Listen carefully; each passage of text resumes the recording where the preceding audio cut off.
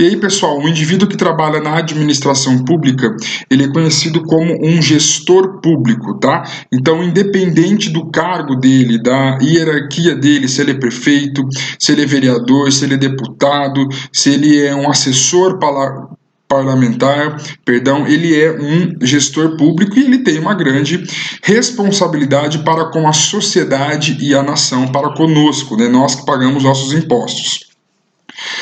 Devendo fazer a gestão administrativa de matérias públicas de forma transparente e ética, em concordância com as normas legais estipuladas. Então, quando a gente fala de transparência e ética, é isso que precisaria ser, né? Nós sabemos que isso muitas vezes não acontece devido a alguns processos burocráticos no nosso país, mas é preciso acontecer com transparência e ética. Não temos um histórico muito bom, mas cremos e trabalhamos para que isso seja cada vez mais transparente e ético, né?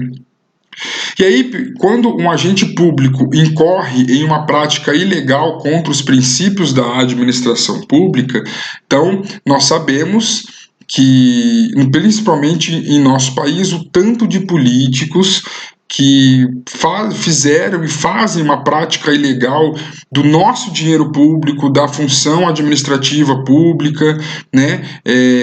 Quando isso ocorre, quando isso de uma certa forma ela é muito bem visada, né? Quando tem alguém que faz uma auditoria nisso, ele pode ser julgado por improbabilidade administrativa, tá? Conforme a lei de número 8.429, de 2 de junho de 1992. Tá? Esse material vai estar no estúdio, tá? E vocês vão poder acompanhar. Então, o que é improbabilidade administrativa? É quando o gestor público ele faz uma coisa fora da transparência e da ética dentro da administração pública.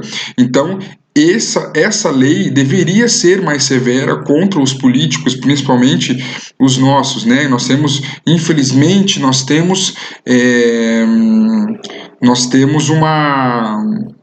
esqueci a palavra, pessoal. Nós temos uma fama muito ruim disso, né? Mas queremos que essa fama, de uma certa forma, e assim, cabe aos políticos realmente que nós que colocamos esses políticos lá, cabe a nós cada vez mais colocar pessoas transparentes, pessoas éticas dentro do Senado, da presidência, os vereadores, os prefeitos, e aproveitando que esse é um ano político, né, a gente repensar mesmo em quem nós vamos votar. Ok? E por que eu estou falando isso? Porque a administração pública no Brasil ela passa por 3 fases. Pessoal, como eu disse, fazer gestão do conhecimento em organizações privadas é uma coisa.